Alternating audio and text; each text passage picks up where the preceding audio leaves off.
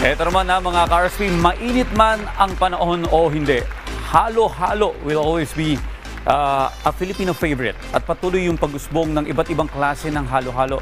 Kaya ngayon, bistahin po natin ang isang successful na local dessert shop kasama si Diane Medina Ilustre dito lang sa Negosyo Tayo.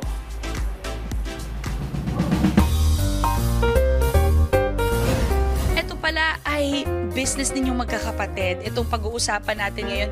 Can you tell us more about your business? Mahilig po kasi kami sa pagkain. So every time we go on a food trip, talagang nagde-dessert kami. Tapos nung pandemic po, nag-try lang kami ng recipe. Isipin mo yun, nag-experiment ang magkakapatid, nag-come up with a business na ngayon ay open na for franchising.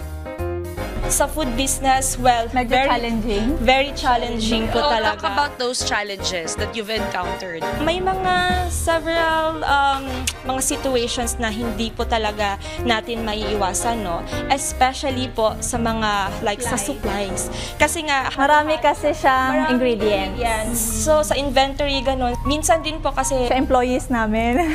Yun yung isa sa challenging talaga na part. Yung maghanap ka ng mapagkakatiwalaan talaga. What are your advice naman or tips dun sa mga gusto rin pumasok sa ganitong klaseng business? Number one, pray for it. Kasi lahat naman ng visions, lahat ng kung anong meron ka ngayon, kung may itinanim si Lord na vision dyan sa heart mo, kung may pangarap kang gawing, kung may dream business ka, pray for it. Kasi God will direct you and guide you. Number two, huwag kang matakot mag-take ng risk. Mas maganda yung pag gising mo, sasabihin mo sa sarili mo, buti na lang. At ginawa ko, nakinig ako kay Lord, buti na lang, nag-take risk ako.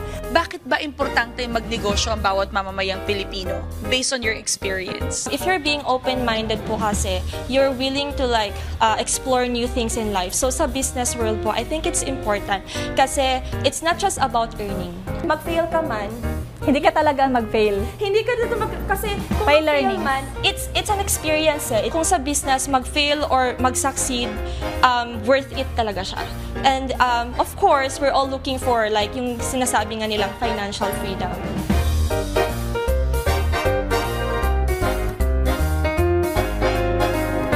So today, papakita namin sa inyo yung aming pinaka-bestseller na Premium Overload.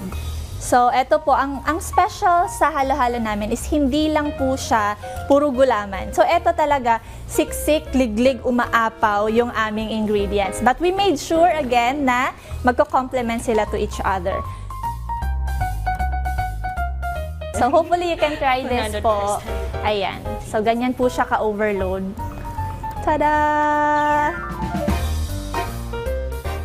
Sabi nga ni Zig Ziglar, you don't build a business, you build people, then people build the business. Yan po ang mindset ng business owners na maghinay siblings. Patuloy lamang po kami maghahatid sa inyo ng mga nakaka-inspire na business stories, mga kanegosyo. Kaya naman tara, negosyo tayo!